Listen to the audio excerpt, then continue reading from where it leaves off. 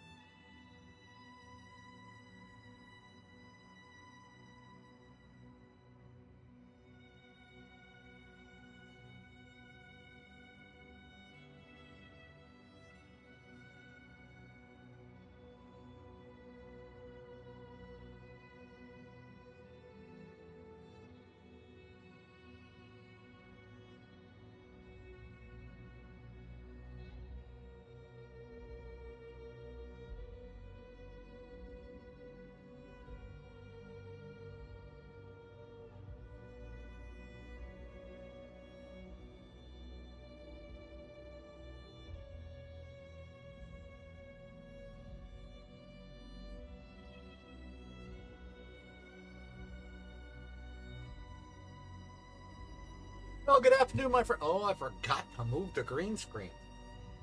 Good afternoon. Hey there, hi there, ho there.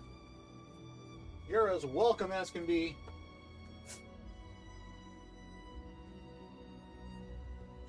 Kahunareads. It actually worked. All right, green screen's back. Hey there, gang.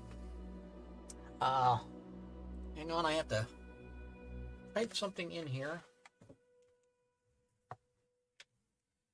to get things going. Well, welcome to Kahuna Reads. I am, as always, Kahuna. There we go. Oh. Enough with that. Oh, that's not what I wanted.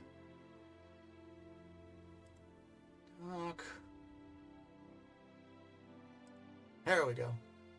All right. Ooh, a little overblown there. Hey, Stretch, welcome. So normally I do this at 2 o'clock, but today I realized I have an appointment this afternoon. One that I really cannot miss, and so therefore, here I am. Wow. I hate that I have to change the camera settings every time I sit down. Kinda odd. Give me a second here. Fix this.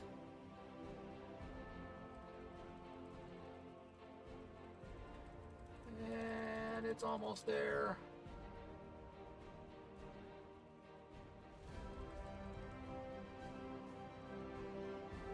Close enough. All right. Altoracine, welcome! Yes. Yes, shiny forehead and all. That was me. Thank you for recognizing me. I appreciate it. Let me know if that's a reason why I'm a little low, because my microphone was a little high. All right then, that's a little better. All right. So let me know if the music is a little too loud. I am hoping that wrong screen. Oh, what the heck is going on there? Oh, no. We'll be closing that. Okay.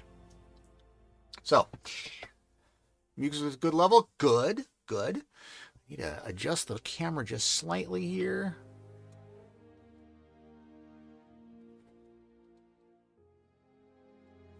There we go. And now up. I don't know what the heck has been going on. Who has been messing with my equipment? Probably the dog. I'll blame it on the dog. Anyway, welcome. If you are new here, this is Kahuna Reads. This is where I read things submitted by viewers as well as public domain stuff. I don't have anything in the queue right now for viewers, so if you have something you'd like read, drop it in my Discord, in Showcase Requests. And if you don't have the Discord, let's see if Stretch beats me to it. He didn't. Drop into my Discord, go into the Showcase Request channel, and drop a link to your work. I'd be glad to read it. Otherwise, I read public domain stuff. We have been reading some Edgar Allan Poe. Today would be the end of The Gold Bug. Stretch is on a call. Got it. Oh, yeah, I didn't see that one. Sorry. Thank you. So we'll be reading the end of The Gold Bug. It's a story of where a physician goes out to see a friend who seems to be acting very strange, and the friend and his manservant, keep in mind that this is the time in the Deep South in about the 1850s, 1850s to 1860s, so emancipation really hasn't come about yet. So he is a former slave, is the manservant, and there is language used that is of that time. I do read it in the way it was written. So they're not words that I use ever, but I'm reading it as it was written. And hey, Bree, welcome. I'm doing well. Altoracine, I'm doing well today. Normally this is at 2 o'clock Pacific. I'm 2 hours early because I have an appointment later on today. So it's an appointment I can't miss, so I have to go to that. So I'll be done in time to go and do what I need to do. All right. So, like I said, I don't see anything in the showcase requests at the moment. So I am going to read. By the way, if you have not been here before, I do 2 other streams during the week. Monday will be Kahuna Reads. Right now, let me take a look here at, let me see what, right now we have a poll as to go up in the general channel on my Discord about what game should I play next. Right now, it looks like Skyrim. It is currently noon for me here. Yeah, just afternoon. So it's, yeah, so it looks like Skyrim will be what I play on Monday. That's Kahuna Plays. Kahuna Plays is where you watch this old guy try to play games. And chat. And, you know, we had one stream where we're supposed to be chatting, or supposed to be playing Satisfactory. I got pretty much nothing done because we were just having a good time in chat. So that's the way it goes. Typing part of the brain is underpowered to give more processing power to the editing. We can hope. And then Wednesdays I do Kahuna Works. That's a co-working stream. You're welcome to come in. I do sprints. We chat. Music in the background. It's just it's a support stream. You're having trouble writing something, you're having trouble thinking about something, you're working on some creative stuff, and you just want something in the background. That's what we do. Satisfactory, yes. Love the spaghetti, yes. I was once a spaghetti master in Satisfactory. I've become much more organized now, especially with the latest version of it. Now that they've gone to the full 1.0 release, it has in it the ability, they call it straight mode, when you're laying down, they have straight mode when you're laying down conveyor belts so that it will automatically follow the grid and go straight, which is really cool. Basically trying to make 90-degree angles out of everything, if possible. That's cool. And they are going to be bringing that to pipes as well, which would be really awesome.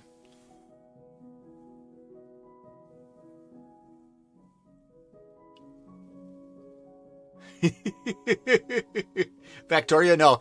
Yeah, I've seen Factorio. I haven't played it. And Satisfactory is more my speed.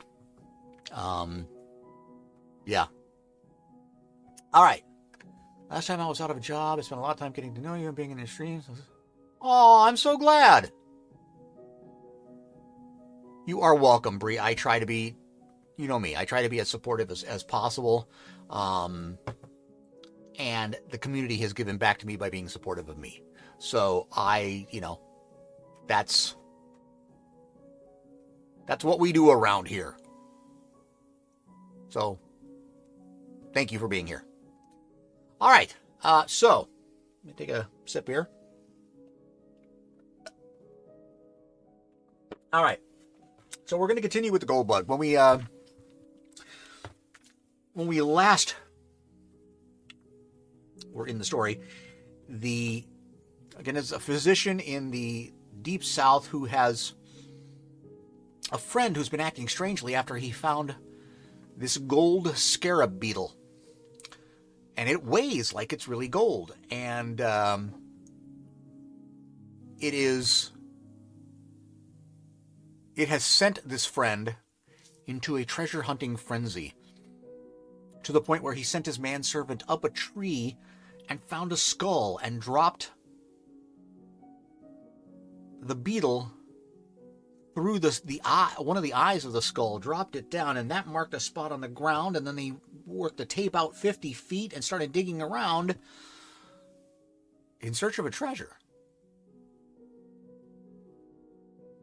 So here we continue with The Gold Bug by Edgar Allan Poe. Yeah, just adjust this a bit. There we go.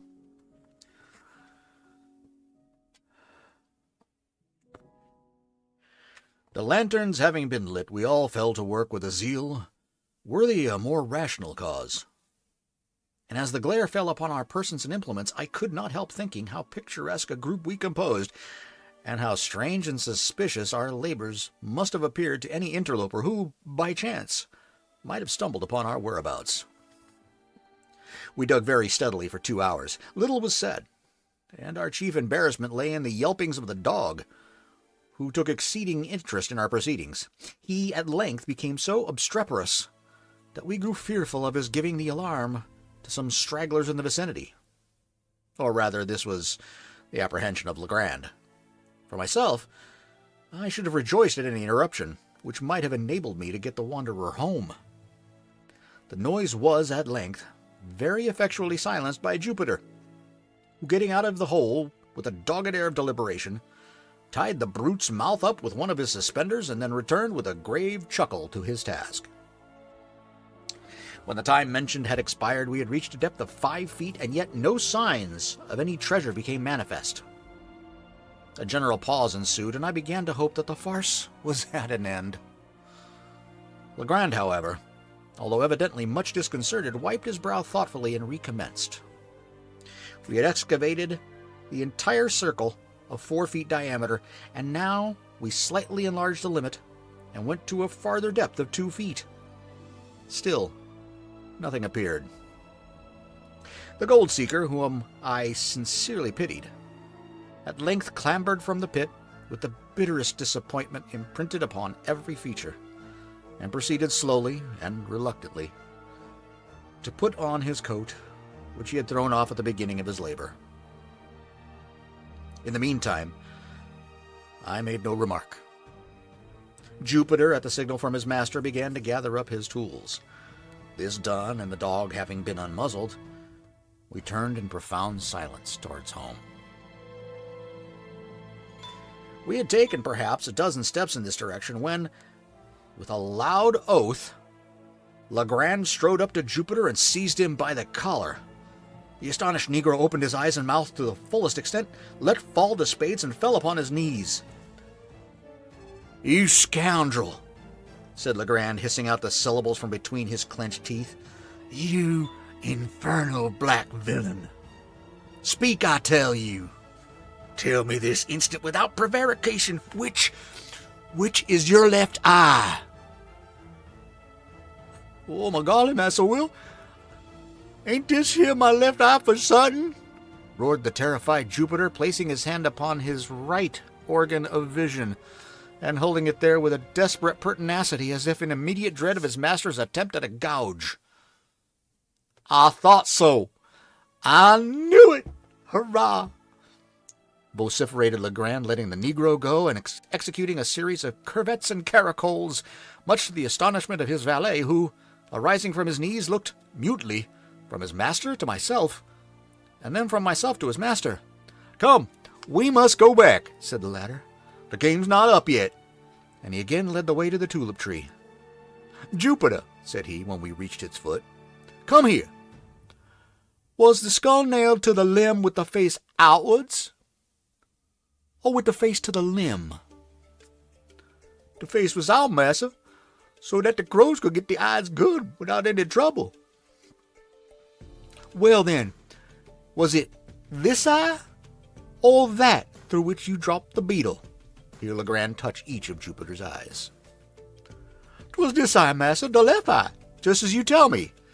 And here it was his right eye that the Negro indicated. "That will do. We must try it again."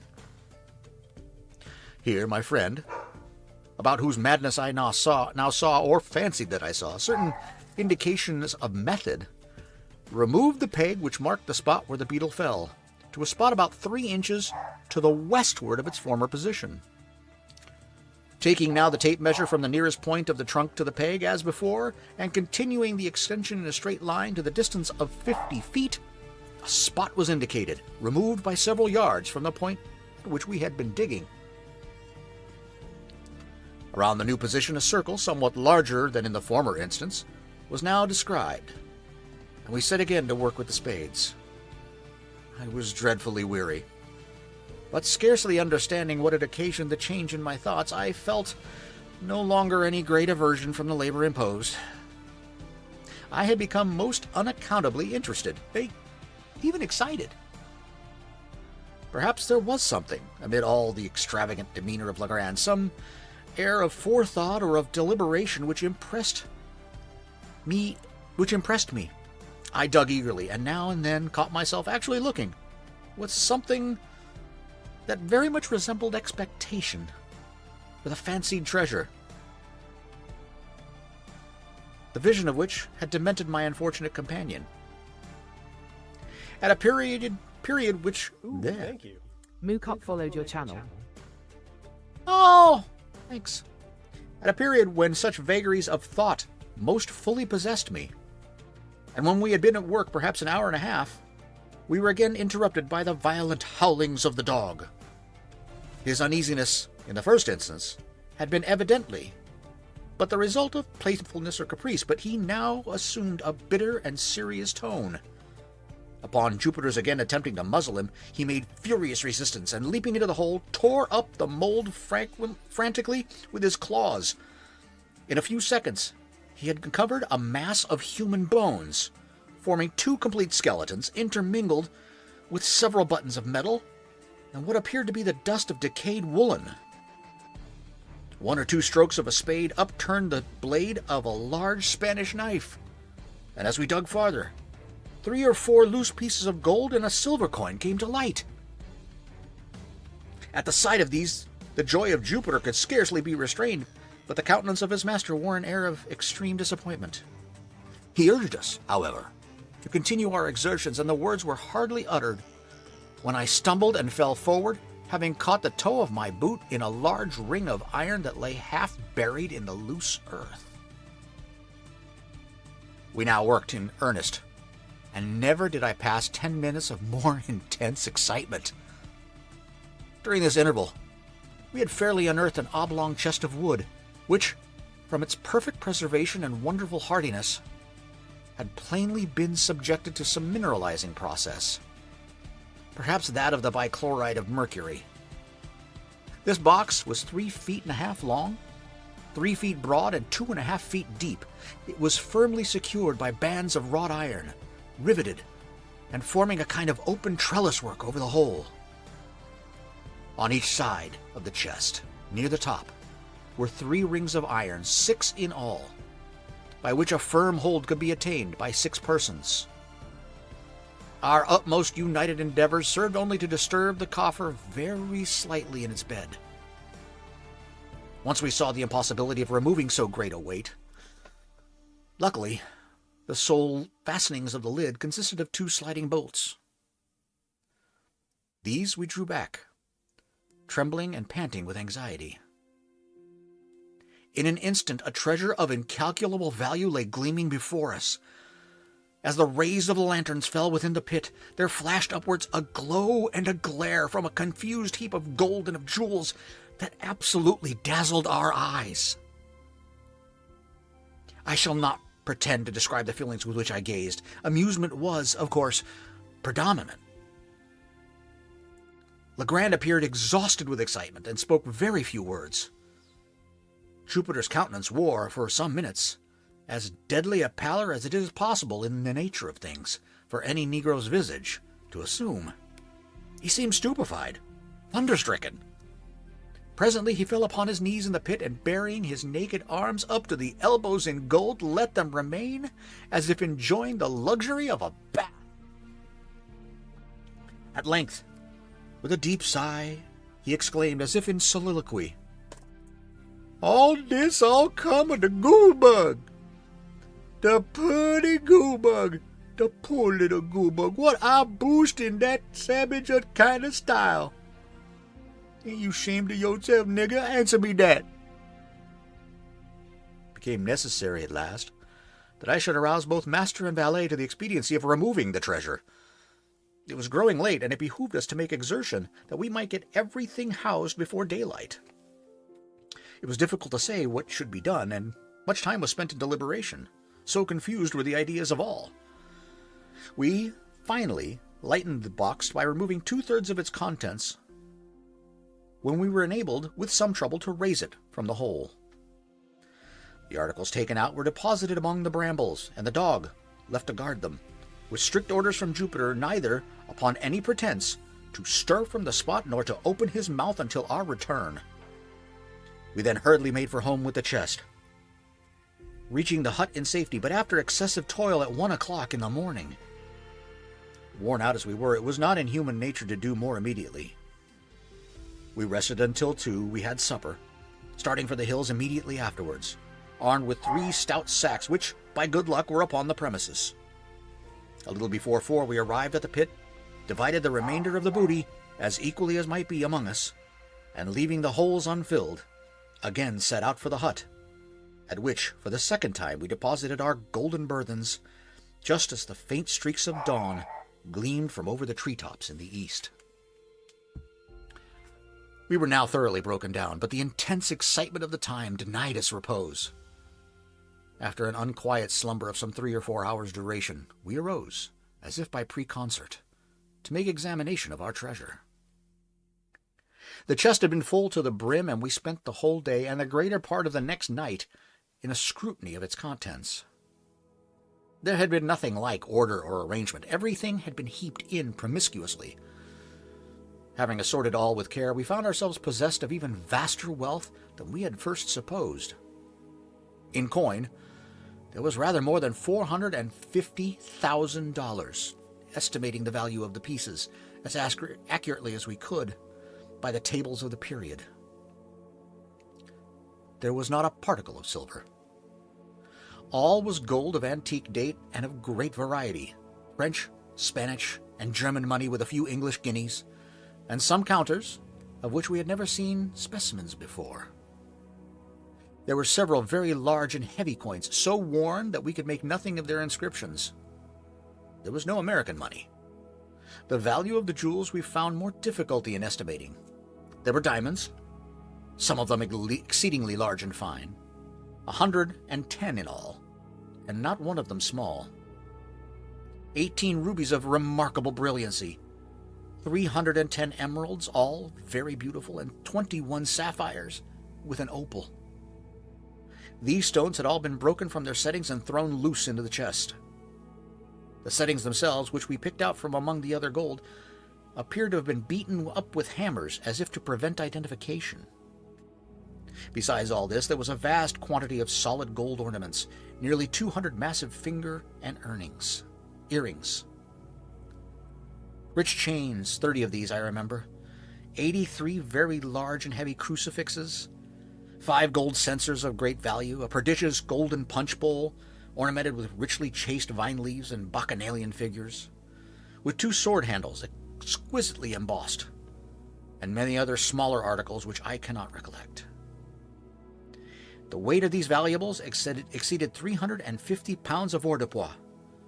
In this estimate, I have not included 197 superb gold watches, 3 of the number being worth each $500, if one. Many of them were very old and, as timekeepers, valueless, the works having suffered more or less from corrosion, but all were richly jeweled and in cases of great worth. We estimated the entire contents of the chest that night at $1.5 million, and upon the subsequent disposal of the trinkets and jewels, a few being retained for our own use, it was found that we had greatly undervalued the treasure.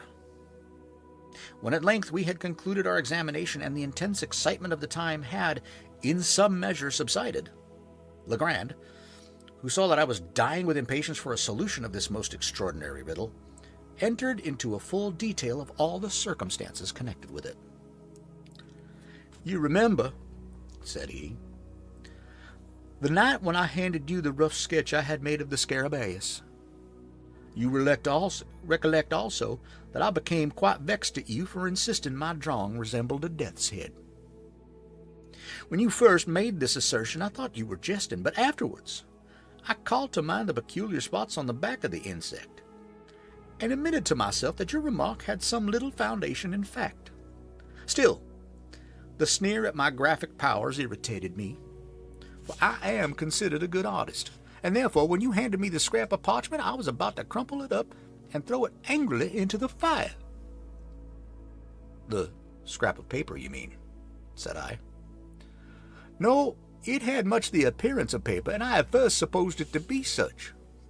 But when I came to draw upon it, I discovered it at once to be a piece of very thin parchment. It was quite dirty, you remember.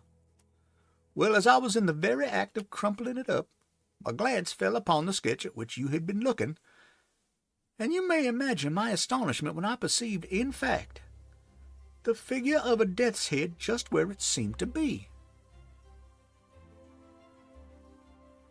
I had made the drawing of the beetle. For a moment I was much too amazed to think with accuracy. I knew that my design was very different in detail from this, although there was a certain similarity in general outline. I presently took a candle, and seeing myself at the other end of the room, proceeded to scrutinize the parchment most closely. Upon turning it over, I saw my own sketch upon the reverse, just as I had made it. My first idea now was a mere surprise at the really remarkable similarity of outline, at the singular coincidence involved in the fact that, unknown to me, there should have been a skull upon the other side of the parchment, immediately beneath my figure of the Scarabaeus. And that this skull, not only in outline but in size, should so closely resemble my drawing. I say the singularity of this coincidence absolutely stupefied me for a time.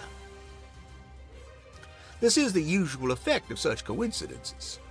The mind struggles to establish a connection, a sequence of cause and effect, and being unable to do so suffers a species of temporary paralysis. But when I recovered from this stupor, there dawned upon me gradually a conviction which startled even me far more than coincidence.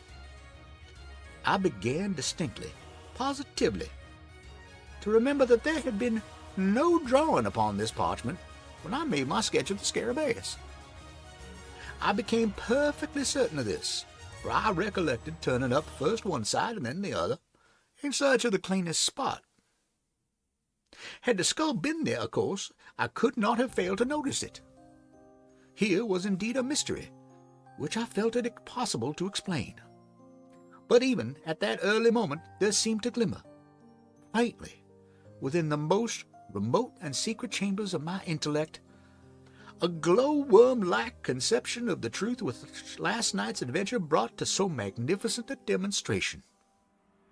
I arose at once, and putting the parchment securely away, dismissed all farther reflection until I should be alone.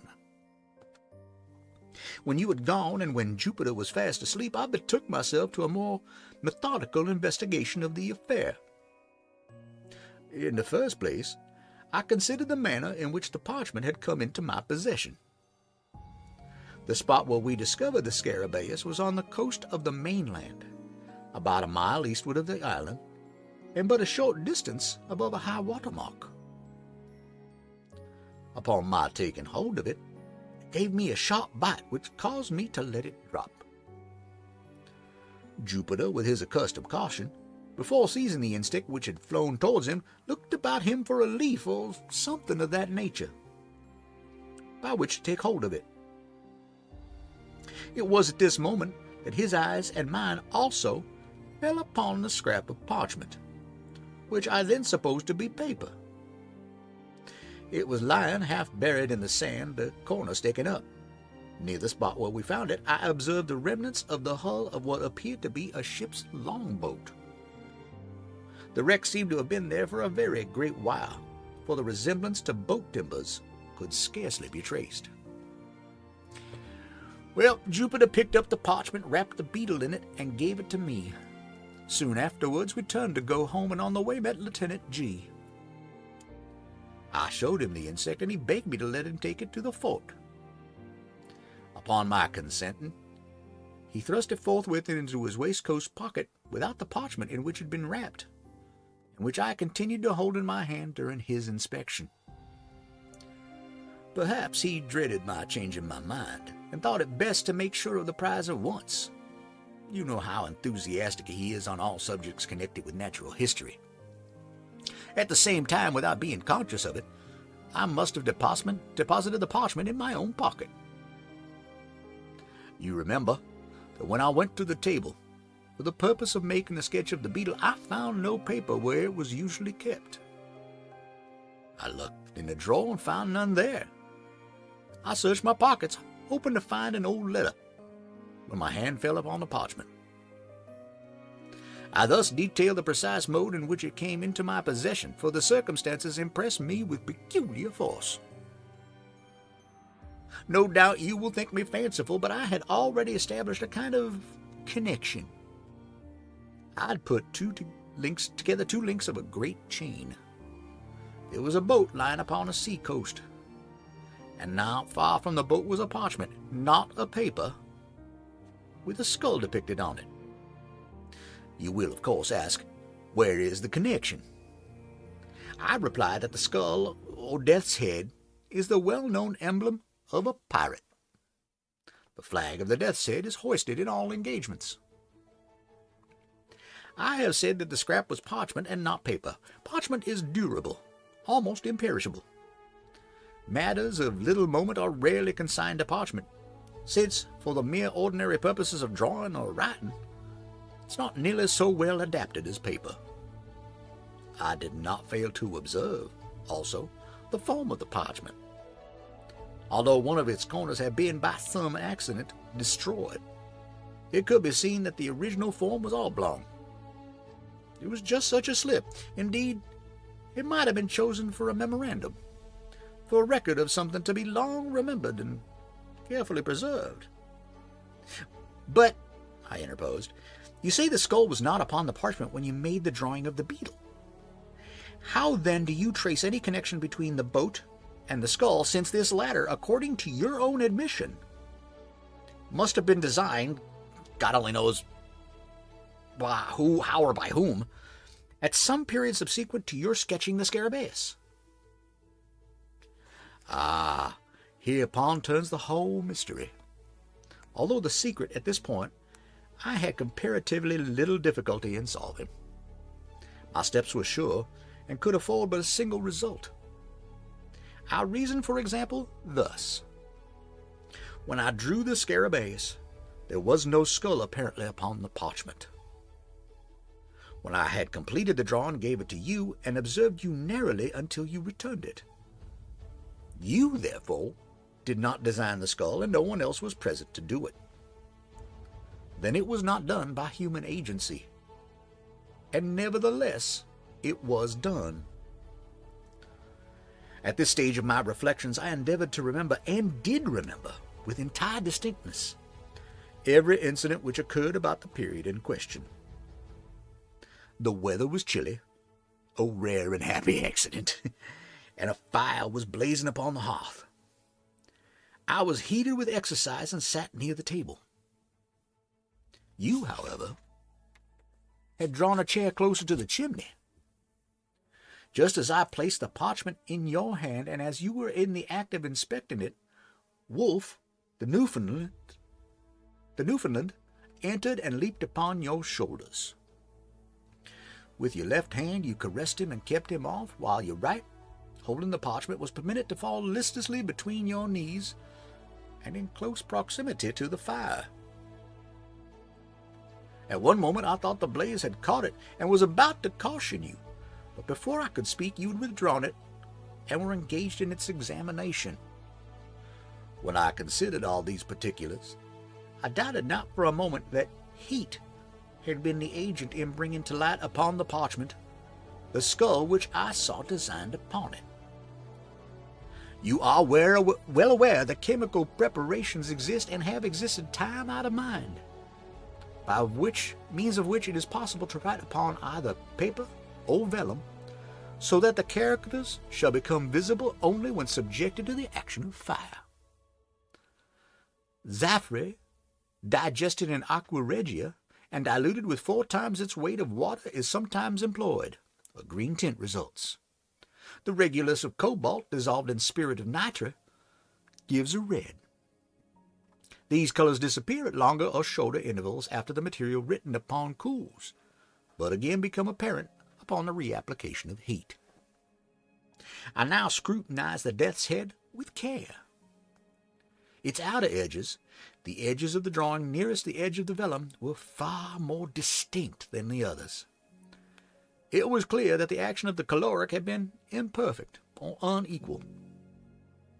I immediately kindled a fire and subjected every portion of the parchment to a glowing heat. At first, the only effect was the strengthening of the faint lines in the skull. But upon persevering in the experiment, there became visible at the corner of the slip,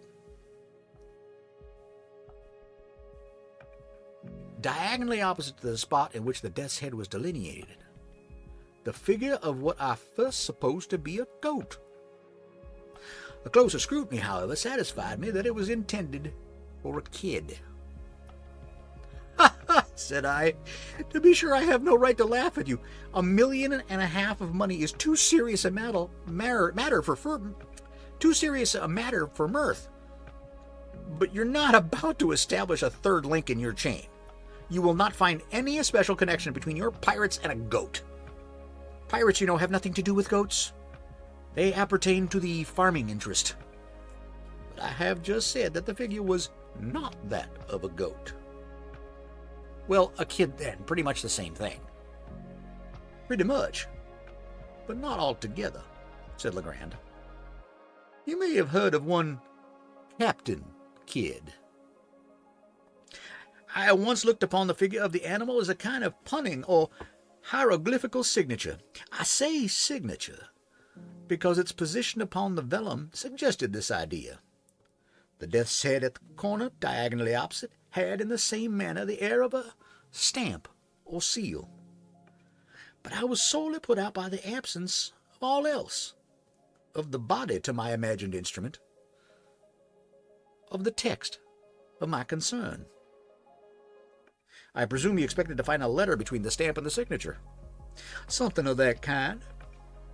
The fact is, I felt irresistibly impressed with a presentiment of some vast good fortune impending. I can scarcely say why. Perhaps, after all, it was rather a desire than an actual belief. But do you know that Jupiter's silly words about the bug being a solid gold had a remarkable effect upon my fancy? And then the series of accidents and coincidences. These were so very extraordinary. Do you observe how mere an accident it was that these events should have occurred upon the sole day of all the year in which it has been, or may be, sufficiently cool for fire, and that without the fire, or without the intervention of the dog at the precise moment in which he appeared, I should never have become aware of the death's head, and so never the possessor of the treasure." "Well, proceed. I'm all impatience." "Well, you have heard, of course, the many stories current, the thousand vague rumors afloat about money buried somewhere upon the Atlantic coast by Kidd and his associates. These rumors must have had some foundation in fact, and that the rumors existed so long and so continuous could have resulted, it appeared to me, only from the circumstance of the buried treasure still remaining entombed. Had Kidd concealed his plunder for a time and afterwards reclaimed it, the rumors would scarcely have reached us in their present unvarying form. You will observe the stories told are all about money seekers, not about money finders. Had the pirate recovered his money, there the affair would have been dropped. It seemed to me some accident, say the loss of a memorandum indicating its locality, had deprived him of the means of recovering it, and that this accident had become known to his followers, who otherwise might not have ever heard that the treasure had been concealed at all, and who, busying themselves in vain, because unguided attempts to regain it had given first birth, and then universal currency to, the reports which are now so common. Have you ever heard of any important treasure being unearthed along the coast? Never. But that Kidd's accumulations were immense is well known. I took it for granted, therefore, that the earth still held them. And you will scarcely be surprised when I tell you that I felt a hope, nearly amounting to certainty, that the parchment so strangely found involved a lost record of the place of deposit. But how did you proceed? I held the vellum again to the fire after increasing the heat. Nothing appeared. I now thought it possible that the coating of dirt might have something to do with the failure, so I carefully rinsed the parchment by pouring warm water over it. And having done this, I placed it in a tin pan with the skull downwards, and put the pan upon a furnace of lighted charcoal. In a few minutes, the pan having become thoroughly heated, I removed the slip, and to my inexpressible joy found it spotted in several places with what appeared to be figures arranged in lines. Again, I placed it in the pan and suffered it to remain another minute. Upon taking it off, the whole was just as you see here. Now, here Legrand, having reheated the parchment, submitted to my inspection. The following characters were rudely traced in a red tint between the death's head and the goat. 5-3, double cross, cross 305. Close parentheses, 6 asterisk, semicolon, 4826, close parentheses, 4 double cross, 806, asterisk, semicolon. 48 double cross, 8, parentheses mark, paragraph mark, 60, close parentheses, 85, semicolon, and so on. But, I said, returning him the slip, I am as much in the dark as ever. Were all the jewels of Golconda awaiting me upon my solution of this enigma, I'm quite sure I should unable to earn them. And yet, said Legrand, the solution is by no means so difficult as you might lead to imagine from the first hasty inspection of these characters. These characters, as anyone might readily guess, form a cipher. That is to say, they convey a meaning. But then, for what is known of Kidd, I could not suppose him capable of constructing any of the more abstruse cryptographs. I made up my mind at once that this was of a simple species, such, however, as would appear to the crude intellect of the sailor absolutely insoluble without the key. And you really solved it? Readily. I have solved others of an abstruseness 10,000 times greater. Circumstances and a certain bias of mind have led me to take interest in such riddles, and it may well be doubted whether human ingenuity can construct an enigma of the kind which human ingenuity may not, by proper application, resolve. In fact, having once established connected and legible characters, I scarcely gave thought to the mere difficulty of developing their import. In the present case, indeed, in all cases of secret writing, the first question regards the language of the cipher. For the principles of solution, so far, especially as the most simple ciphers are concerned, depend upon, and are varied by, the genius of the particular idiom. In general, there is no alternative but experiment, directed by probabilities, of every tongue known to him who attempts the solution, until the true one be attained. But with the cipher now before us, all difficulty was removed by the signature. The pun upon the word kid is appreciable in no other language than English. But for this consideration, I should have begun my attempts with the Spanish and French as the tongues in which the secret of this kind would most naturally have been written by a pirate of the Spanish Main. As it was, I assumed the cryptograph to be English. You observe there are no divisions between the words. Had there been divisions, the task would have been comparatively easy. In such case, I should have commenced with a collation and analysis of the shorter words, and had a word of a single letter occurred, as is most likely, A or I, for example, I should have considered the solution as assured. But there being no division, my first step was to ascertain the predominant letters, as well as the least frequent. Counting all, I constructed a table. Of the character 8, there are 33. Now in English, the letter which most frequently occurs is E. Afterwards, succession runs thus: A, O, I, D, H, R, S, T, U, Y, C, F, G, L, M, W, B, K, P, Q, Z, X. E predominates so remarkably that the individual sentence of any length is rarely seen in which it is not the prevailing character. Here, then, we leave in the very beginning the groundwork for something more than a mere guess. The general use of which may be made of the table is obvious, but in this particular cipher, we shall only very partially require its aid. As our predominant character is 8, we will commence by assuming it as the E of the natural alphabet. To verify the supposition, let us observe if the 8 be seen often in couples, for E is doubled with great frequency in English, in such words, for example, as meet, fleet, speed, seen, been, agree, etc. In the present instance, we see it doubled no less than 5 times, although the cryptograph is brief. Let us assume, then, as E. 8 as E. Now, of all words in the language, the is the most usual. Let us see, therefore, whether there are not repetitions of any 3 characters in the same order of collocation, the last of them being 8. We discover repetitions of such letters, so arranged. They will most probably represent the word the. Upon inspection, we find no less than 7 such arrangements, the characters being semicolon, 4, 8. We may therefore assume that semicolon represents T, 4 represents H, and 8 represents E, the last being now well confirmed. Thus a great step has been taken.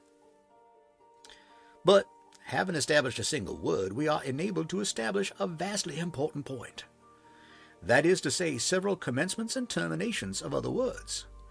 Let us refer, for example, to the last instance but one, in which the combination semicolon 4-8 occurs, not far from the end of the cipher. We know that the semicolon immediately ensuing is the commencement of a word, and of the 6 characters succeeding this the, we are cognizant of no less than 5. Let us set these characters down thus by the letters we know them to represent, leaving a space for the unknown. T space EETH. Here we are enabled at once to discard the TH as forming no portion of the word commencing with the first T. Since by experiment of the entire alphabet for a letter adapted to the vacancy, we perceive that no word can be formed of which this TH can be a part. We are thus narrowed into T space EE. And going through the alphabet, if necessary, as before, we arrive at the word tree as the sole possible reading. We thus gain another letter, R, represented by open paragraph, with the words tree in juxtaposition. Looking beyond these words for a short distance, we again see the combination colon 4-8, and employ it by way of termination to what immediately precedes. We have thus this arrangement: the tree, semicolon 4, open paragraph, double cross, question mark, 3-4, space, THE. Or substituting the natural letters where known, it reads thus: the tree, THR, double cross, question mark, 3H, the. Period. Now, if in place of the unknown characters we leave blank spaces or substitute dots, we read thus: the tree, THR, ... the, comma. When the word through makes itself evident at once. But this discovery gives us 3 new letters: O, U, and G, represented by double cross, question mark, and 3. Looking now narrowly through the cipher for combinations of known characters, we find not far from the beginning this arrangement. 8-3, open parentheses, EE, or EGREE, which plainly is the conclusion of the word degree, and gives us another letter, D, represented by a single cross. 4 letters beyond the word degree, we perceive the combination. Translating the known characters and representing the unknown by dots as before we read this, thus, TH space RTEE. An arrangement immediately suggestive of the word 13, and again, furnishing us with 2 new characters, I and N, represented by the 6 and a semicolon. Referring now to the beginning of the cryptograph, we find a combination that we translate as before we obtain .good, which assures us that the first letter is A, and that the first 2 words are a good. It's now time we rearrange our key as far as discovered in a tabular form to avoid confusion, and we have therefore no less than 10 of the most important letters represented, and it will be unnecessary to proceed with details of the solution. I have said enough to convince you that ciphers of this nature are readily soluble, and to give you some insight into the rationale of their development. But be assured that the specimen before us appertains to the very simplest species of cryptograph. It now only remains to give you the full translations of the characters upon the parchment as unriddled. Here it is. A good glass in the bishop's hostel in the devil's seat, 41 degrees and 30 minutes, northeast, and by north main branch, 7th limb, east side. Shoot from the left eye of the death's head, a beeline from the tree through the shot, 50 out. But, I said, the enigma seems still in as bad a condition as ever. How is it possible to extort a meaning from all this jargon about devil's seats, death's heads, and bishops' hotels? I confess, replied Legrand, that the matter still wears a serious aspect when regarded with a casual glance. My first endeavor was to divide the sentence into natural division intended by the cryptographist. You mean to punctuate it? Something of that kind. But how is it possible to effect this? I reflected that it had been a point with the writer to run his words together without division, so as to increase the difficulty of a solution. Now, a not over-acute man in pursuing such an object would be nearly certain to overdo the matter. When in course of his composition he arrived at a break in his subject which would naturally require a pause or a point, he would be exceedingly apt to run his characters at this place more than usually close together. If you will observe the manuscript in the present instance, you will easily detect 5 such cases of unusual crowding. Acting upon this hint, I made the division thus. A good glass in the bishop's hostel in the devil's seat, 41 degrees and 13 minutes, northeast and by north, main branch, 7th limb, east side, shoot from the left eye of the death's head, a beeline from the tree through the shot, 50 out. Even in this division, it still leaves me dark. It left me also in the dark, replied Legrand, for a few days, during which I made diligent inquiry in the neighborhood of Sullivan's Island for any building which went by the name of the Bishop's Hotel, for of course I dropped the obsolete word hostel. Gaining no information on the subject, I was on the point of extending my sphere of search and proceeding in a more systematic manner, when one morning it entered into my head quite suddenly that this Bishop's Hostel might have had some reference to an old family by the name of Bessop, which time out of mind had held possession of an ancient manor house about 4 miles to the northward of the island. I accordingly went over to the plantation and reinstituted my inquiries among the older negroes of the place. At length, one of the most aged of the women said that she had heard of such a place as Bessop's Castle, and thought that she could guide me to it, but that it was not a castle nor a tavern, but a high rock. I offered to pay her well for her trouble, and after some demur she consented to accompany me to the spot. We found it without much difficulty. When dismissing her, I proceeded to examine the place. The castle consisted of an irregular assemblage of cliffs and rocks, one of the latter being quite remarkable for its height. As well as for its insulated and artificial appearance, I clambered to its apex, and then felt much at a loss as to what should next be done. While I was busied in reflection, my eyes fell upon a narrow ledge in the eastern face of the rock, perhaps a yard below the summit upon which I stood. The ledge projected about 18 inches and was not more than a foot wide, while a niche in the cliff just above it gave it a rude resemblance to one of the hollow-backed chairs used by our ancestors. I made no doubt that here was the devil's seat alluded to in the manuscript, and now I seemed to grasp the full secret of the riddle. The good glass, I knew, could have reference to nothing but a telescope, for the word glass is rarely employed in other sense by seamen. Now here at once I saw was a telescope to be used in a definite point of view, admitting no variation from which to use it.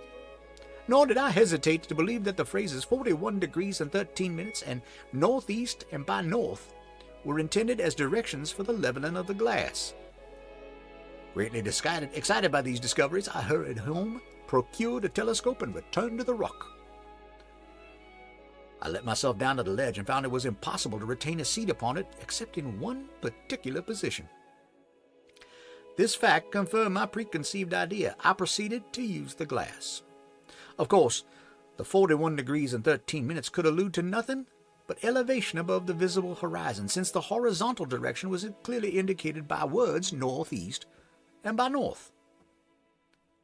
This latter direction I at once established by means of a pocket compass, and then pointing the glass at nearly an angle of 41 degrees of elevation as I could do it by guess, I moved it cautiously up and down until my attention was arrested by a circular rift or opening in the foliage of a large tree that overtopped its fellows in the distance. In the center of this rift I perceived a white spot, but could not at first distinguish what it was. Just in the focus of the telescope I again looked, and now made it out to be a human skull. Upon this discovery I was so sanguine as to consider the enigma solved, for the phrase main branch, seventh limb, each side could only refer to the position of the skull upon the tree, while shoot from the left eye of the death's head admitted also of but one interpretation in regard to the search for buried treasure.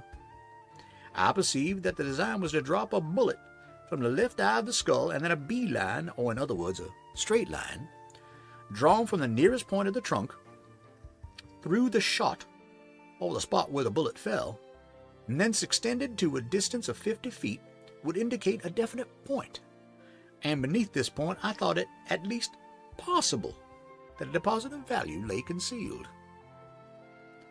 All this, I said, is exceedingly clear, and though ingenious, still simple and explicit.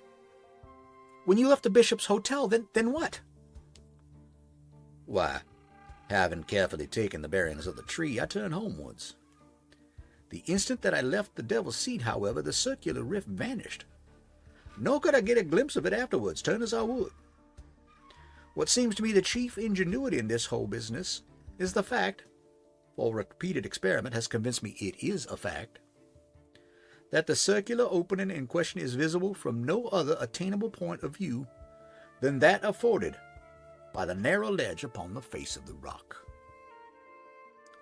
In this expedition to the bishop's hotel, I had been attended by Jupiter, who had no doubt observed for some weeks past the distraction and abstraction of my demeanor. He took especial care not to leave me alone. But on the next day, getting up very early, I contrived to give him the slip, and went into the hills in search of the tree. After much toil, I found it. When I came home at night, my valet proposed to give me a flogging. With the rest of the adventure, I believe you are as well acquainted as myself. I suppose you missed the spot in the first attempt at digging through Jupiter's stupidity of letting the bug fall through the right instead of through the left eye of the skull. Precisely. This mistake made a difference of about 2.5 inches in the shot. That is to say, the position of the peg nearest the tree, and had the treasure been beneath the shot, the error would have been of little moment. But the shot, together with the nearest point of the tree, were merely 2 points for the establishment of a line of direction. Of course, the error, however trivial in the beginning, increased as we proceeded with the line, and by the time we'd gone 50 feet, threw us quite off the scent. But for my deep-seated impressions that treasure was here somewhere, actually buried, we might have had all our labor in vain. But your grandiloquence and your conduct in swinging the beetle, how excessively odd! I was sure you were mad, and why did you insist upon letting fall the bug instead of a bullet from the skull? Why, to be frank, I felt somewhat annoyed by your evident suspicions touching my sanity, and so resolved to punish you quietly, in my own way, by a little bit of sober mystification. For this reason I swung the beetle, and for this reason I let it fall from the tree. An observation of yours about its great weight, suggested the latter idea. Yes, I perceive. And now there is only one point which puzzles me. What are we to make of the skeletons we found in the hole? That is a question I am no more able to answer than yourself. There seems, however, only one plausible way of accounting for them, and yet it is dreadful to believe in such atrocity as my suggestion would imply. It is clear that Kidd, if Kidd indeed secreted the treasure, which I doubt not, is clear that he must have had assistance in the labor.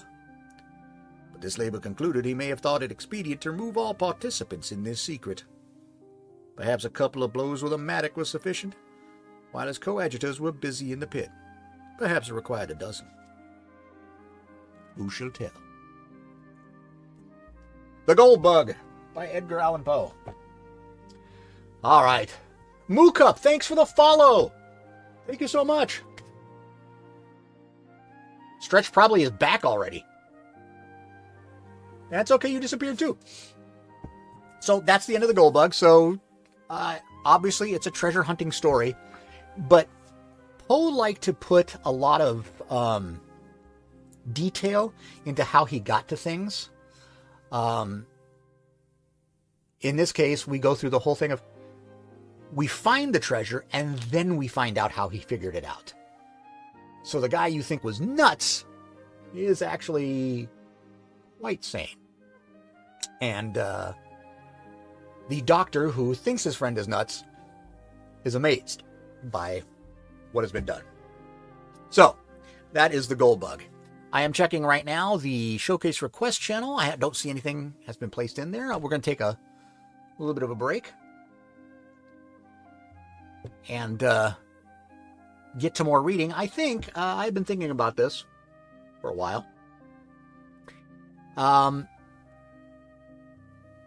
2 years ago, I started a read of Frankenstein by Mary Shelley. I never completed it.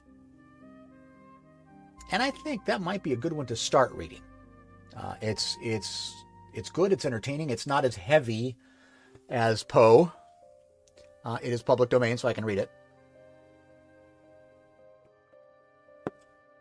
And we can start that process. So let's see, where are we at? 105, so we've got about an hour. See if I can pull it up here. Post versus, no, that's not it. This is the wrong toolbar. Why do I have the wrong toolbar?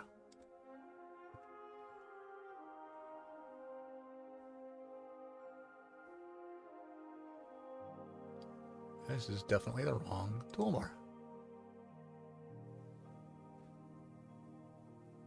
How odd.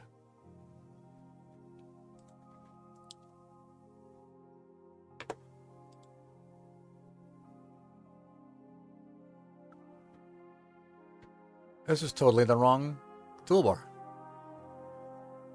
It must be in my other account. Oh. That's why. Okay. So hang on a second here. Let me check something.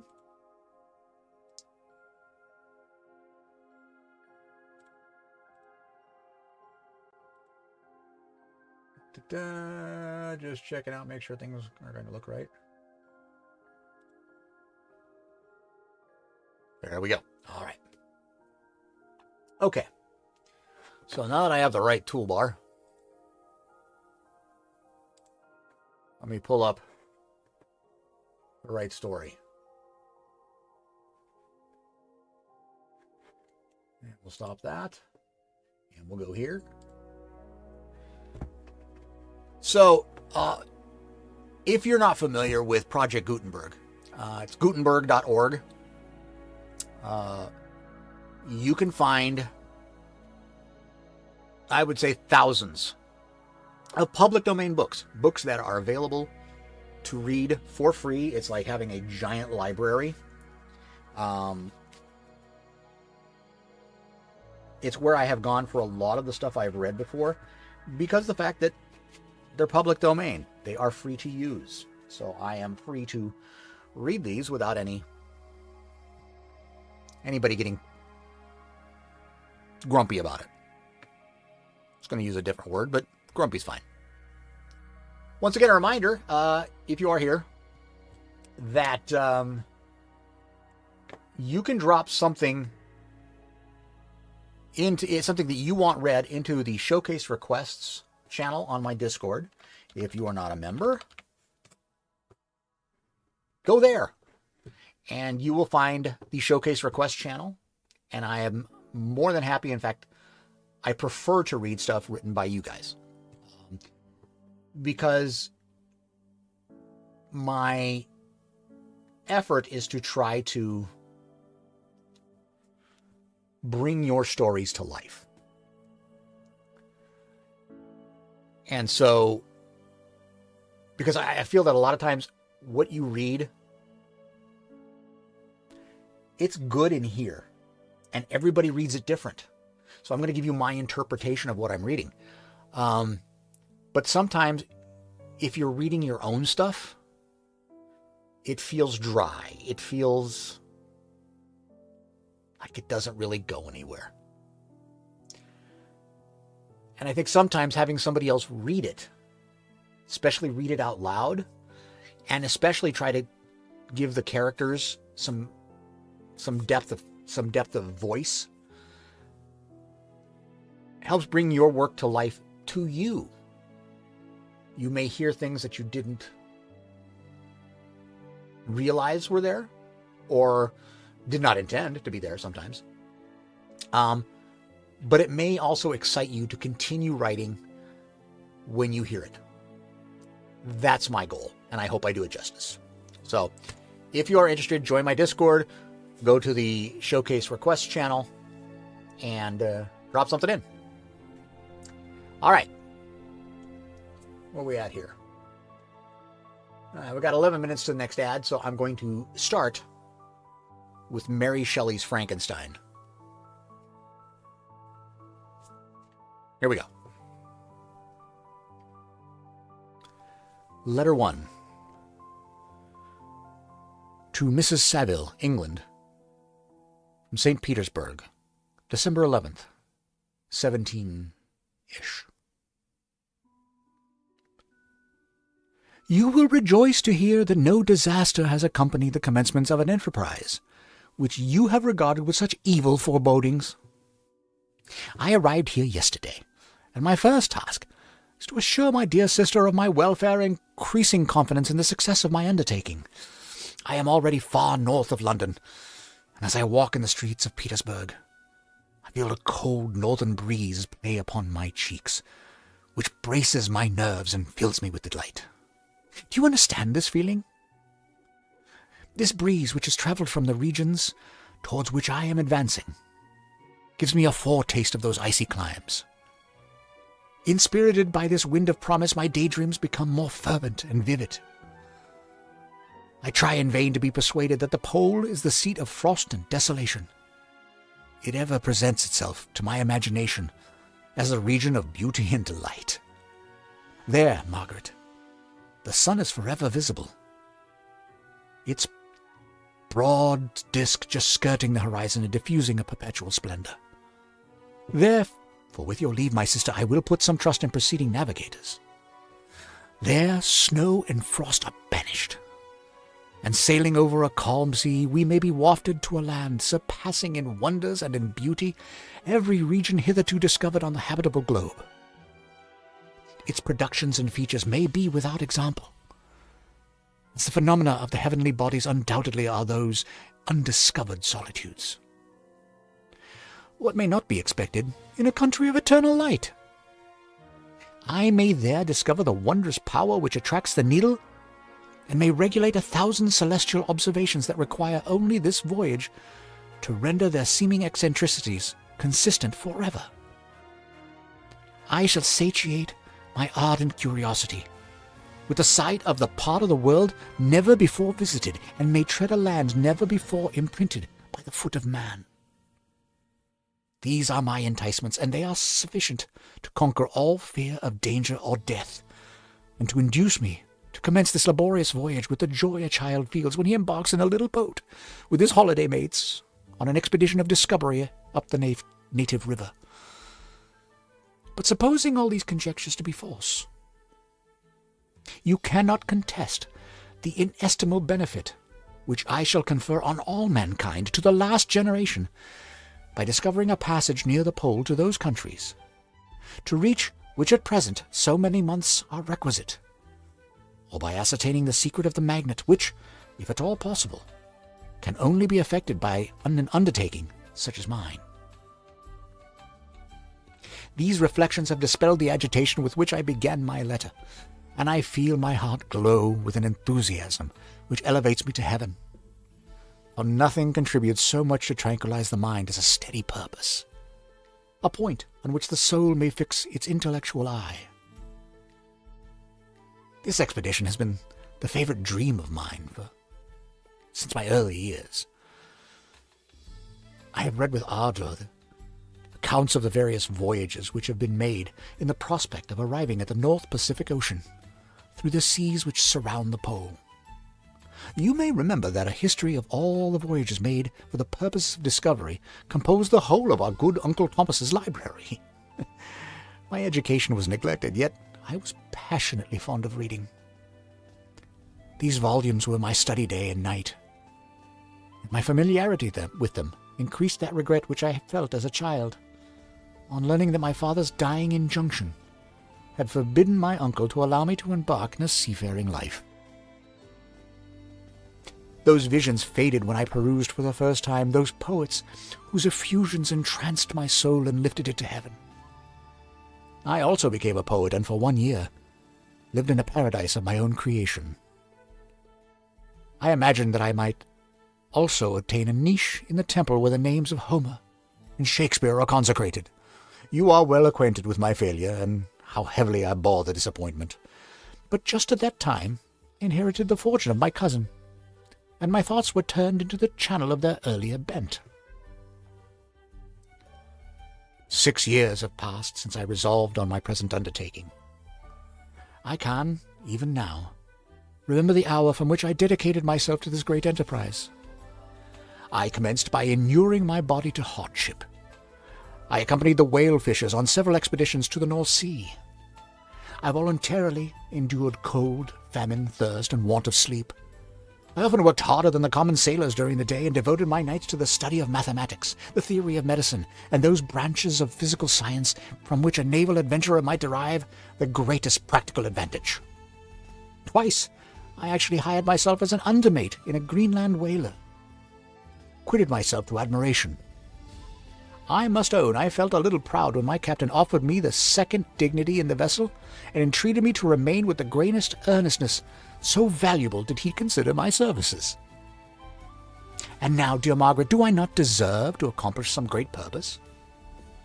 My life might have been passed in ease and luxury, but I preferred glory to every enticement that wealth placed in my path. Oh, that some encouraging voice would answer in the affirmative! My courage and my resolution is firm, but my hopes fluctuate, and my spirits are often depressed. I am about to proceed on a long and difficult voyage, the emergencies of which will demand all my fortitude. I am required not only to raise the spirits of others, but sometimes to sustain my own when theirs are failing. This is the most favorable period for traveling in Russia. They fly quickly over the snow in their sledges. The motion is pleasant and, in my opinion, far more agreeable than that of an English stagecoach. The cold is not excessive, if you are wrapped in furs, a dress which I have already adopted. For there is a great difference between walking the deck and remaining seated motionless for hours, when no exercise prevents the blood from actually freezing in your veins. I have no ambition to lose my life on the post road between St. Petersburg and Archangel. I shall depart for the latter town in a fortnight or 3 weeks, and my intention is to hire a ship there, which can easily be done by paying the insurance for the owner, and to engage as many sailors as I think necessary among those who are accustomed to the whale fishing. I do not intend to sail until the month of June, and when shall I return? Dear sister, how can I answer this question? If I succeed, many, many months, perhaps years, will pass before you and I may meet. If I fail, you will see me again soon. Or never. Farewell, my dear, excellent Margaret. Heaven shower down blessings on you, and save me, that I may again and again testify my gratitude.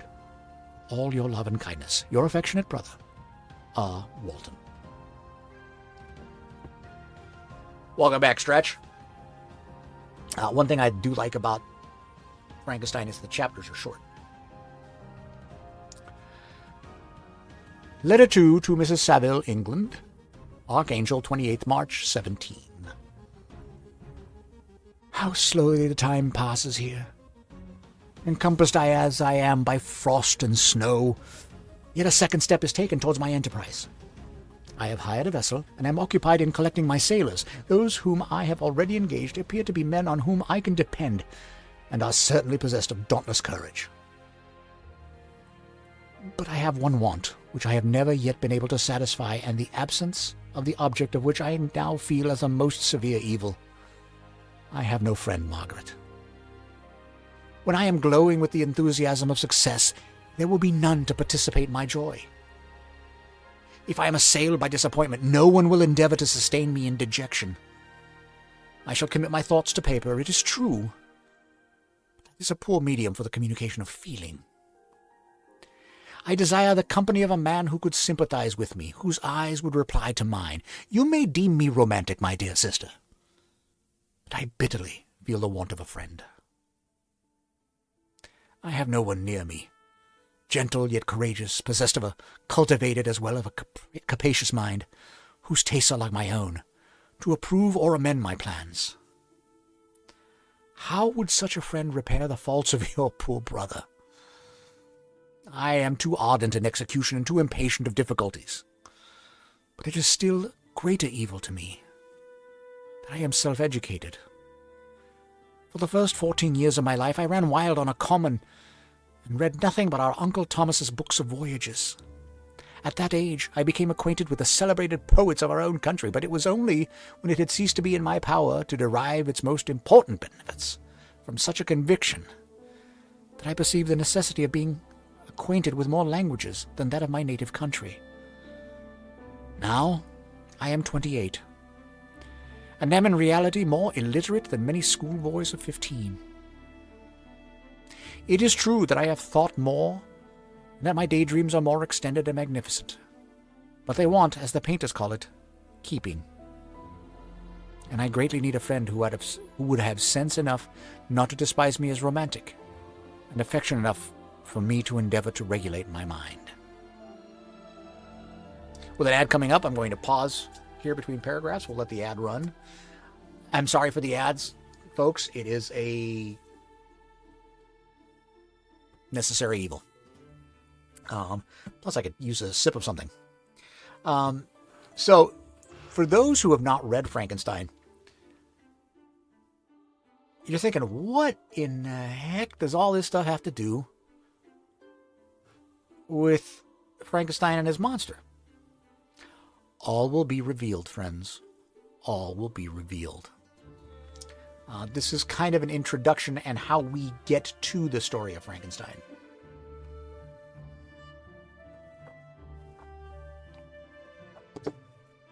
Ad starting soon.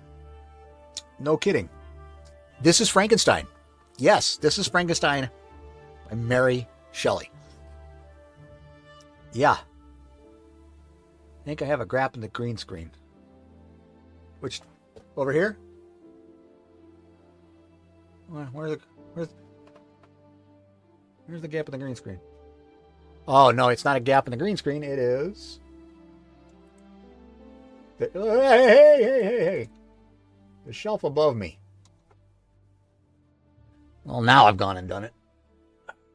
Good time for a commercial, I guess.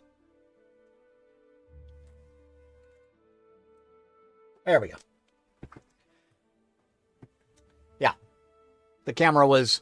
The camera is mounted on the underside of a shelf, and so if the angle's wrong, it picks it up. Oh, now the ad. I broke it. I fixed it.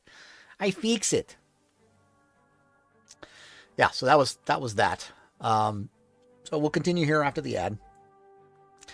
Got about another 37 minutes for those of you who are subbed and can hear me. And oh, thank you for the follow, Shock Ninja. Didn't see you come in there. Well, that's because I was reading. Yeah, with these streams, I don't get to look at the chat much because I'm reading. But yeah, got about another 37 minutes. And then I'm off to my appointment to go have the doctor look at me. To quote a couple lines from the movie Arthur, the original Arthur, John Gielgud's character is coughing up a lung. Have you seen a doctor? Yes. And he has seen me. So yes, I have to go and see a doctor today. Nothing bad. Today's a checkup. Also, it's I'm having surgery on my right shoulder. And I have to go get the approval from the doctor for that surgery. Ad break is finishing now. Got it. Wow, that went early. Okay. All right. I'm just waiting for the notification that everybody's back. It's almost there. We think it's there. I shall continue. Well, yes, these are useless complaints. I shall certainly find no friend on the wide ocean, nor even here in Archangel, among merchants and seamen. Yet some feelings, unallied to the dross of human nature, beat even in these rugged bosoms. My lieutenant, for instance, is a man of wonderful courage and enterprise. He is madly desirous of glory, or rather, to word my phrase more characteristically, of advancement in his profession. He is an Englishman, and in the midst of national and professional prejudices, unsoftened by cultivation, retains some of the noblest endowments of humanity. I first became acquainted with him on board a whale vessel. Finding that he was unemployed in this city, I easily engaged him to assist in my enterprise. The master is a person of an excellent disposition, and is remarkable in the ship for his gentleness and the mildness of his discipline. This circumstance, added to his well-known integrity and dauntless courage, made me very desirous to engage him. A youth passed in solitude, my best years spent under your gentle and feminine fosterage, has so refined the groundwork of my character that I cannot overcome an intense distaste to the usual brutality exercised on board ship. I have never believed it to be necessary, and when I heard of a mariner equally noted for his kindliness of heart, and the respect and obedience paid to him by his crew, I felt myself peculiarly fortunate in being able to secure his services. I heard of him first in a rather more romantic manner, from a lady who owes him the happiness of her life. This briefly is his story. Some years ago he loved a young Russian lady of moderate fortune, and having amassed a considerable sum in prize money, the father of the girl consented to the match. He saw his mistress once before the destined ceremony, but she was bathed in tears, and throwing herself at his feet, entreated him to spare her, confessing at the same time that she loved another, that he was poor, and that her father would never consent to the union. My generous friend reassured the suppliant, and on being informed of the name of her lover, instantly abandoned his pursuit. He had already bought a farm with his money, on which he had designed to pass the remainder of his life, but he bestowed the whole on his rival, together with the remains of his prize money to purchase stock, and then himself solicited the young woman's father to consent to her marriage with her lover. But the old man decidedly refused, thinking himself bound in honor to my friend, who, when he found the father inexorable, quitted his country, nor returned until he had heard that his former mistress was married according to her inclinations. What a noble fellow, you will exclaim. He is so. But then he is wholly uneducated. He is as silent as a Turk, and a kind of ignorant carelessness attends him, which, while it renders his conduct the more astonishing, detracts from the interest and sympathy which otherwise he would command. Yet do not suppose, because I complain a little, or because I conceive a consolation for my toils which I may never know, that I am wavering in my resolutions. Those are as fixed as fate, and my voyage is only now delayed until the weather shall permit my embarkation. The winter has been dreadfully severe, but the spring promises well, and it is considered as a remarkably early season, so that perhaps I may sail sooner than expected. I shall do nothing rashly. You know me sufficiently to confide in my prudence and considerateness whenever the safety of others is committed to my care. I cannot describe to you my sensations on the near prospect of my undertaking. It is impossible to communicate to you a conception of the trembling sensation, half pleasurable and half fearful, with which I am preparing to depart. I am going to unexplored regions, to the land of mist and snow, but I shall kill no albatross. Therefore, do not be alarmed for my safety, or if I should come back to you as worn and woeful as the ancient mariner. You will smile at my illusion, but I will disclose a secret. I have often attributed my attachment to, my passionate enthusiasm for, the dangerous mysteries of the ocean to that production of the most imaginative of modern poets. I am practically industrious, painstaking, a workman to execute with perseverance and labor. But besides this, there is a love for the marvelous, a belief in the marvelous, intertwined in all my projects, which hurries me out of the common pathways of men, even to the wild sea and unvisited regions I am about to explore. But to return to dearer considerations, shall I meet you again, having traversed immense seas and returned by the most southern cape of Africa or America? I dare not expect such success, yet I cannot bear to look on the reverse of the picture. Continue for the present to write to me by every opportunity. I may receive your letters on some occasions when I need them most to support my spirits. I love you very tenderly. Remember me with affection should you never hear from me again. Your affectionate brother, Robert Walton. Letter 3 to Mrs. Saville, England, July 7th. My dear sister, I write a few lines in haste to say that I am safe and well advanced on my voyage. This letter will reach England by a merchantman, now on his homeward voyage from Archangel, more fortunate than I, who may not see my native land perhaps for many years. I am, however, in good spirits. My men are bold and apparently firm of purpose, nor do the floating sheets of ice that continually pass us, indicating the dangers of the region towards which we are advancing, appear to dismay them. We have already reached a very high latitude, but it is the height of summer, and although not so warm as in England, the southern gales which blow us speedily towards those shores which I so ardently desire to attain breathe a degree of renovating warmth, which I had not expected. No incidents have hitherto befallen us that would make a figure in the letter. 1 or 2 stiff gales and the springing of a leak are accidents which experienced navigators scarcely remember to record, and I shall be well content if nothing worse happens to us during our voyage.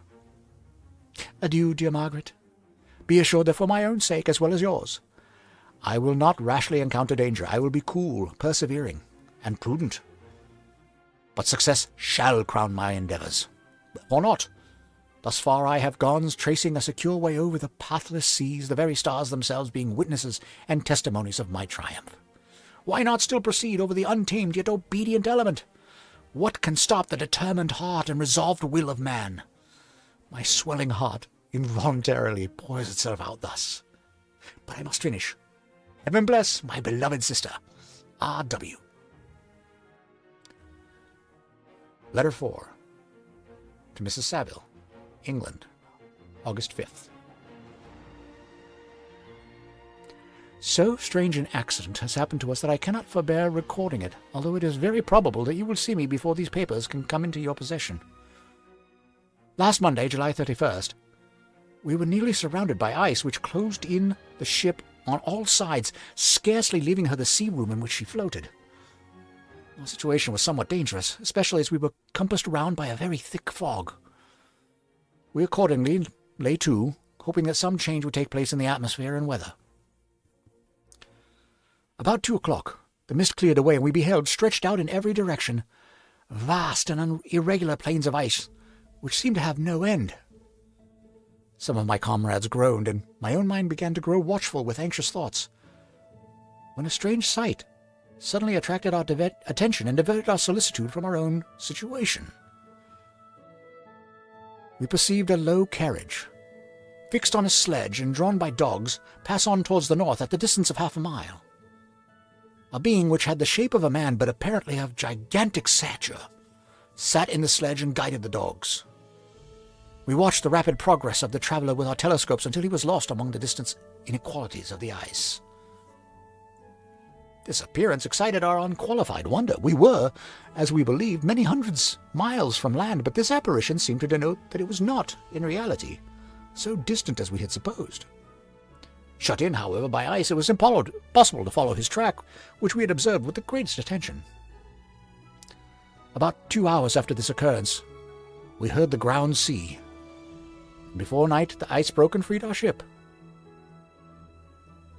We, however, lay to until the morning, fearing to encounter in the dark those large, loose masses which float about after breaking up the ice.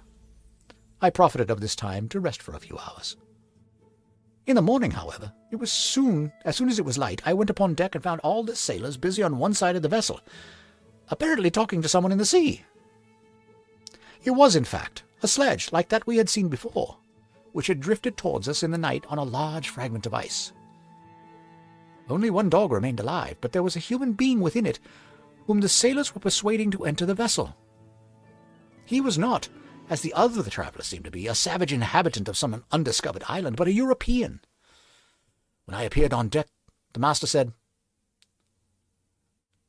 "Here is our captain, and he will not allow you to perish on the open sea." On perceiving me, the stranger addressed me in English, although with a foreign accent.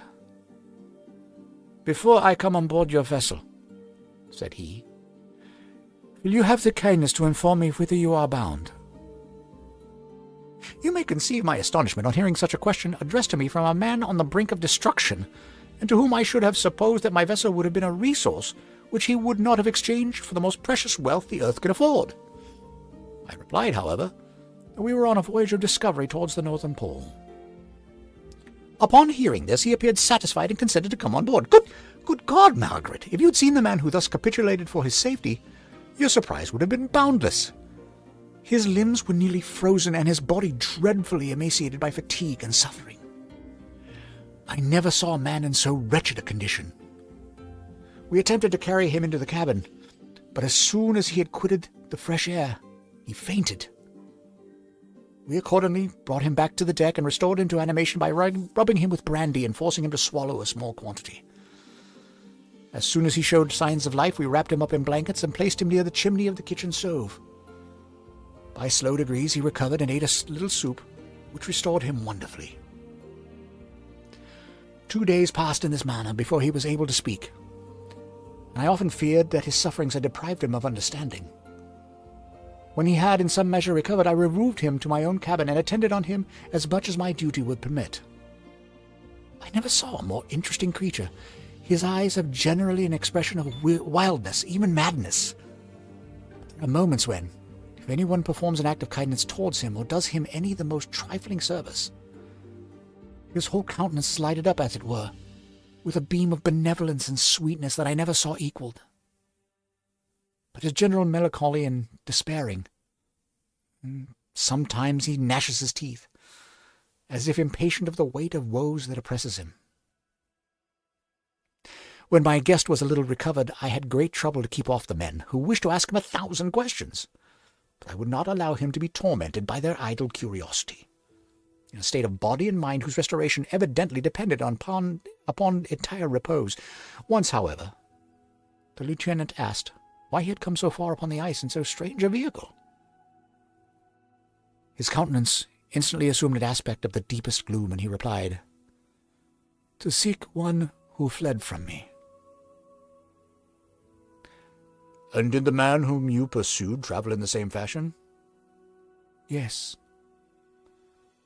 "Well, I fancy we've seen him, for the day before we picked you up we saw some dogs drawing a sledge with the man in it across the ice." This aroused the stranger's attention, and he asked a multitude of questions concerning the route which the demon, as he called him, had pursued. Soon after, when he was alone with me, I said, "I have doubtless excited your curiosity as well as that of these good people." Soon after, when he was alone with me, he said, "I have doubtless excited your curiosity as well as that of these good people. You are too considerate to make inquiries." "Certainly. It would indeed be very impertinent and inhuman in me to trouble you with any inquisitiveness of mine." "And yet you rescued me from the strange and perilous situation. You have benevolently restored me to life." Soon after this, he inquired if I thought that the breaking up of the ice had destroyed the other sledge. I replied that I could not answer with any degree of certainty, for the ice had not broken until near midnight, and the traveller might have arrived at a place of safety before that time, but of this I could not judge. From this time a new spirit of life animated the decaying frame of the stranger. He manifested the greatest eagerness to be upon deck to watch for the sledge which had before appeared, but I have persuaded him to remain in the cabin, for he is far too weak to sustain the rawness of the atmosphere. I have promised that someone should watch for him and give him instant notice if any new object should appear in sight. Such is my journal of what relates to this strange occurrence up to the present day. The stranger has gradually improved in health, but is very silent, and appears uneasy when anyone except myself enters his cabin. Yet his manners are so conciliating and gentle that the sailors are all interested in him, although they have had very little communication with him. For my own part, I begin to love him as a brother, and his constant and deep grief fills me with sympathy and compassion. He must have been a noble creature in his better days, even now in wreck, so attractive, amiable. I said in one of my letters, my dear Margaret, that I should find no friend on the wide ocean, yet I have found a man who, before his spirit had been broken by misery, I should have been happy to have possessed as the brother of my heart. I shall continue my journal concerning the stranger at intervals, should I have any fresh incidents to record.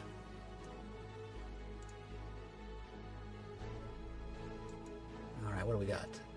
3 minutes to the next commercial, so I'll wait on the ad, and then we'll read one more letter.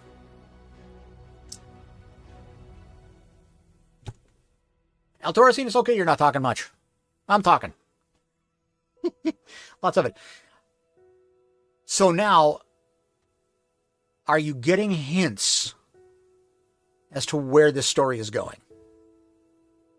That last letter is the one that kind of does the thing. Have I thought about doing the ads hourly?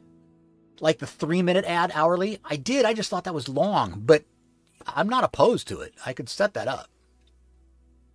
I heard your name and panic. Shit. Don't panic.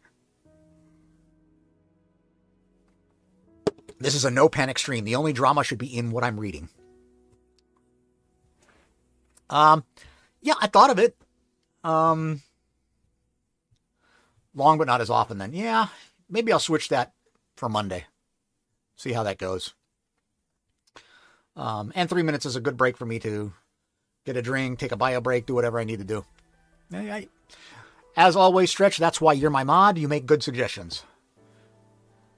You done did nothing. I just said it's okay that you're not talking because I am. Yeah. Yeah, I'm thinking that's it. In that way, I mean, it's still, technically, I'm only doing 3 minutes per hour, but they're coming every 20 minutes. So I'll do the 3 minutes per hour and see how that works. It does let me go a little longer between breaks here. Minute and 55 seconds to the break. So, yeah. So that last letter should be one that kind of gets you the hint, the lead-ins as to the story that's to come. So we have this young man, Robert Walton, who has decided to go to the North Pole to seek his fortunes.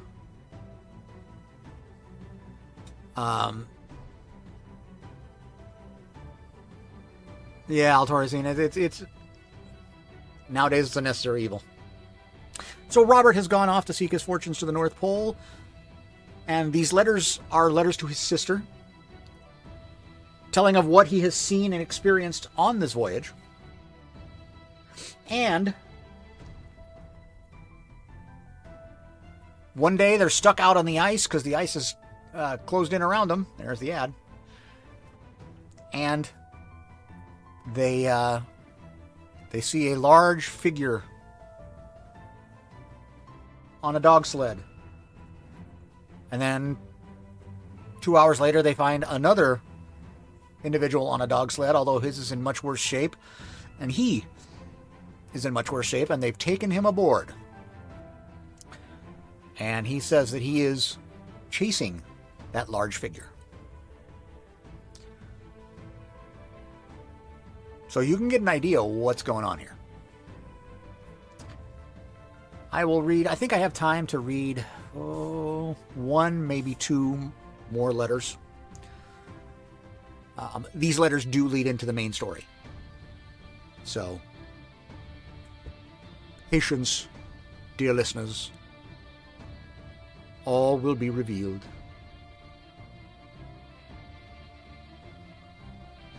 Ad's supposed to be starting soon. And again, if you have written something and you'd like me to read it, join my Discord. Link's up there in chat.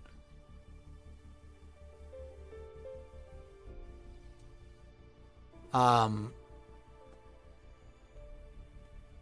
my Discord and post a link to yourself, and I would be more than happy to read it. Yes. I actually, well, I'll wait because Altoracine's not a subscriber, so I will, oh, wait a minute.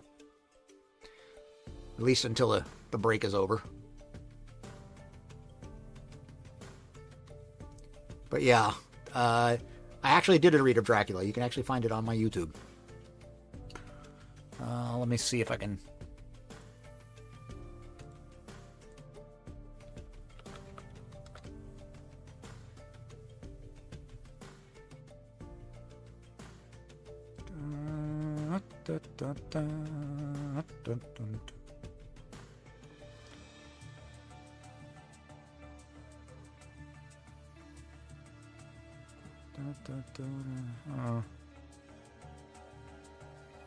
Videos.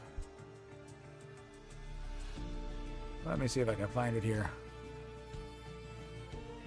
It's down a ways. There it is. Put a link to it.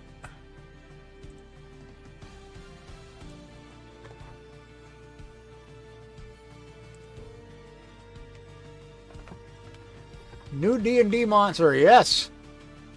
By the way, I did read Dracula in its entirety. You can find it on YouTube.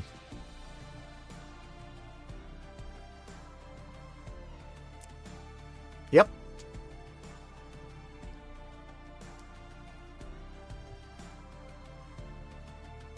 Oh, that's interesting. It didn't put the link in there. Oh, well. I'll have to figure that out. Okay. So, yeah. So, Dracula, yeah, is very similar. Dracula does not read at all like the movies. And I will tell you, I have not seen a movie of Dracula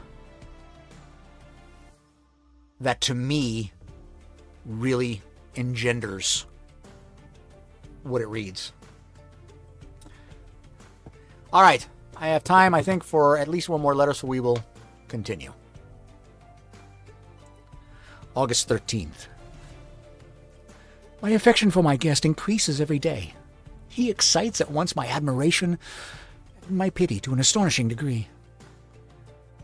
How can I see so noble a creature destroyed by misery without feeling the most poignant grief? He is so gentle, so wise. His mind is so cultivated, and yet, when he speaks, although his words are culled with the choicest art, they flow with rapidity and unparalleled eloquence. He is now much recovered from his illness and is continually on the deck, apparently watching for the sledge that preceded his own. Yet though unhappy, he is not so utterly occupied by his own misery, but that he interests himself deeply in the projects of others. He has frequently conversed with me on mine, which I have communicated to him without disguise. He entered attentively into all my arguments in favor of my eventual success and into every minute detail of the measures I had taken to secure it.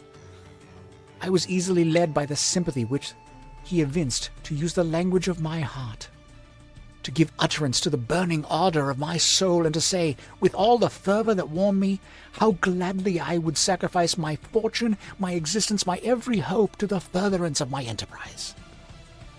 One man's life or death were but a small price to pay for the acquirement of the knowledge which I sought, or the dominion I should acquire and transmit over the elemental foes of our race. As I spoke, a dark gloom spread over my listener's countenance. At first I perceived that he tried to suppress his emotion. He placed his hands before his eyes, and my voice quivered and failed me as I beheld tears trickle fast from between his fingers. A groan burst from his heaving breast. I paused. At length he spoke in broken accents. "Unhappy man, do you share my madness? Have you drunk also of the intoxicating draught? Hear me. Let me reveal my tale, and you will dash the cup from your lips." Such words, you imagine, strongly excited my curiosity. But the paroxysm of grief that had seized the stranger overcame his weakened powers, and many hours of repose and tranquil conversation were necessary to restore his composure. Having conquered the violence of his feelings, he appeared to despise himself for being the slave of passion, and quelling the dark tyranny of despair. He led me again to converse concerning myself personally. He asked me the history of my earlier years. The tale was quickly told, but it awakened various trains of reflection. I spoke of my desire of finding a friend, of my thirst for a more intimate sympathy with a fellow mind that had ever fallen to my lot, and expressed my conviction that a man could boast of little happiness who did not enjoy this blessing. "I agree with you," replied the stranger. "We are unfashioned creatures, but half made up. If one wiser, better, dearer than ourselves, such a friend ought to be. Do not lend his hand to perfectionate our weak and faulty natures. I once had a friend, the most noble of human creatures, and I am entitled, therefore, to judge respecting friendship. You have hope in the world before you, and have no cause for despair. But I have lost everything, and cannot begin life anew." As he said this, his countenance became expressive of a calm, settled grief that touched me to the heart. But he was silent, and presently retired to his cabin. Even broken in spirit as he is, no one can feel more deeply than he does the beauties of nature. The starry sky, the sea, and every sight afforded by these wonderful regions seems still to have the power of elevating his soul from earth. Such a man has a double existence. He may suffer misery and be overwhelmed by disappointments, yet when he has retired into himself, he will be like a celestial spirit that has a halo around him, within whose circle no grief or folly ventures. Will you smile at the enthusiasm I expect concerning this divine wanderer? You would not if you saw him. You have tutored and refined by books and refinement from the world, and you are therefore somewhat fastidious. But this only renders you the more fit to appreciate the extraordinary merits of this wonderful man. Sometimes I have endeavored to discover what quality it is which he possesses that elevates him so immeasurably above any other person I knew. I believe it to be an intuitive discernment, a quick but never failing power of judgment, a penetration into the causes of things, unequaled for clearness and precision. Add to this a facility of expression and a voice whose varied intonations are soul-subduing music. And I think that's going to do it for today. We're about 8 minutes from the end of the stream. And, well, I don't know. Let me look. I can't remember how long this chapter is. Oh, it's a short letter. Okay, one more letter. August 19th. Yesterday the stranger said to me, "You may easily perceive, Captain Fulton, that I have suffered great and unparalleled misfortunes. I had determined at one time that the memory of these evils should die with me. But you have won me to alter my determination.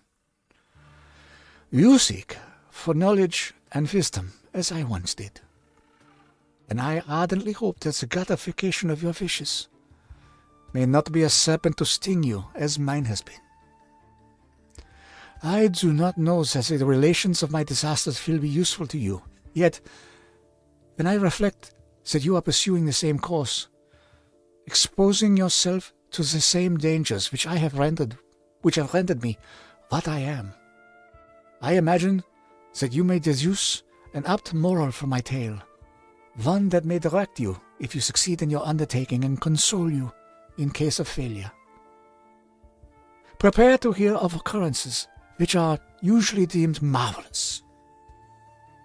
Were we among the tamer scenes of nature, I might fear to encounter your unbelief, perhaps your ridicule. But many things will appear possible in these wild and mysterious regions which would provoke the laughter of those unacquainted with the ever-varied powers of nature. Nor can I doubt that my tale conveys in its series internal evidence of the truth of the events of which it is composed. You may easily imagine that I was much gratified by the offered communication, yet I could not endure that he should renew his grief by a recital of his misfortunes. I felt the greatest eagerness to hear the promised narrative, partly from curiosity, partly from a strong desire to ameliorate his fate if it were in my power. I expressed these feelings in my answer. "I thank you," he replied, "for your sympathy, but it is useless. My fate is nearly fulfilled. I wait for but one event, and then I shall repose in peace. I understand your feeling," continued he, perceiving that I wished to interrupt him. "But you are mistaken, my friend. If thus you will allow me to name you, nothing can alter my destiny. Listen to my history, and you will perceive how irrevocably it is determined." He then told me that he would commence his narrative the next day when I should be at leisure. This promise drew from me the warmest thanks. I have resolved, every night when I am not imperatively occupied by my duties, to record as nearly as possible in his own words what he related during the day. If I should be engaged, I will at least make notes. This manuscript will doubtless afford you the greatest pleasure, but to me, who know him, and who hear it from his own lips, with what interest and sympathy shall I read it in some future day? Even now, as I commence my task, his full-toned voice swells in my ears. His lustrous eyes dwell on me with their melancholy sweetness. I see his thin hand raised in animation, while the lineaments of his face are irradiated by the soul within. Strange and harrowing must be his story, frightful, the storm which embraced the gallant vessel on its course and wrecked it thus.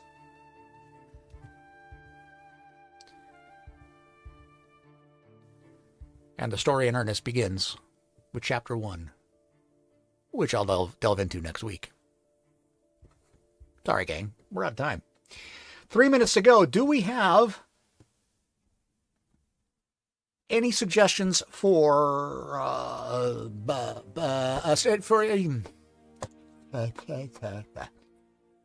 raid for our Twitch people, for YouTube? Thank you so much for watching. Is Sable up? Yeah. Oh no, Alta Racine, thank you for being here.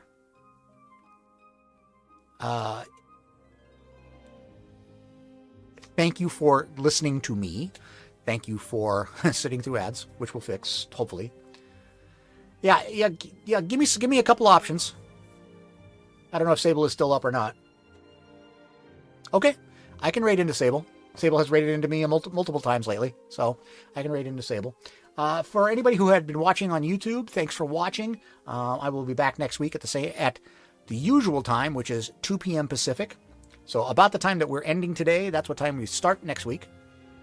And hopefully you'll enjoy it and check out some of the other videos on my YouTube channel.